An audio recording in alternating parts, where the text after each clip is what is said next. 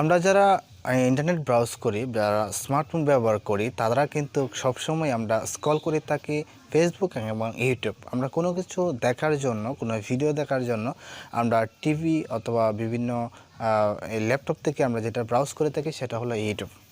আর বর্তমান এই new generation এবং ডিজিটাল যুগে যারা বেশি ঝুঁকে পড়ছে সেটা হলো যে ইউটিউবের পিছনে।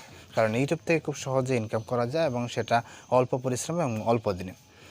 তো হ্যালো ভিউয়ার্স, আজকের ভিডিওটা হলো আমরা ইউটিউবের 2020 সালের যে গাইডলাইন পলিসি রয়েছে সেই গাইডলাইন পলিসি অর্থাৎ ইউটিউবের 2020 মনিটাইজেশন পলিসি যে রয়েছে সেই পলিসিগুলো আমরা এখন একে একে করে জানবো। তো আশা করি এই ভিডিওটা কন্টিনিউ করবেন এবং প্রথম থেকে শেষ পর্যন্ত দেখবেন। আর এই চ্যানেলে নতুন দর্শক হয়ে থাকলে অবশ্যই আমাদের চ্যানেলটা সাবস্ক্রাইব করে পাশে থাকবেন। চলুন তাহলে ভিডিওটা শুরু করা যাক এবং মনিটাইজেশন পলিসি ইউটিউবের 2020 সালে কী রয়েছে সেগুলো আমরা একে একে করে জেনে আসবো। লাল রঙের যে সাবস্ক্রাইব বাটন আছে সাবস্ক্রাইব করে নেবেন এবং পাশে থাকা বেল আইকনটা অবশ্যই প্রেস করে বাজিয়ে দিবেন।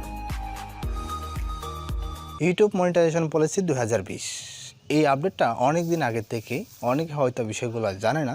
তো আজকের ভিডিওতে আমি ক্লিয়ার করে দেওয়ার চেষ্টা করব।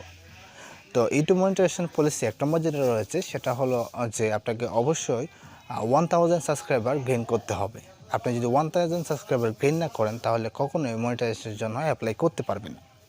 2 নম্বর যেটা রয়েছে আপনাকে 4000 আওয়ার্স ওয়াচ টাইম অবশ্যই গেইন করতে হবে। 4000 আওয়ার্স ওয়াচ টাইম যদি গেইন না করেন সেক্ষেত্রেও কিন্তু আপনি মনিটাইজেশন অ্যাপ্লাই যে অপশনটা সেটা আসবে না।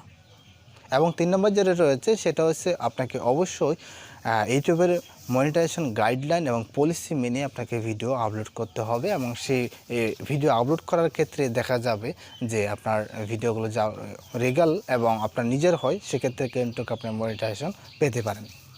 এবং 4 নম্বর যেটা রয়েছে সেটা হলো যে আপনাকে অবশ্যই একটা অ্যাডসেন্স অ্যাকাউন্ট ক্রিয়েট করে নিতে হবে।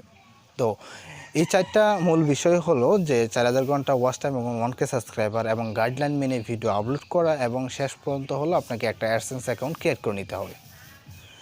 তারপরে হলো আপনাকে অবশ্যই 4000 ঘন্টা ওয়াচ টাইম এবং 1K সাবস্ক্রাইবার 12 মাসের মধ্যে কমপ্লিট করতে হবে।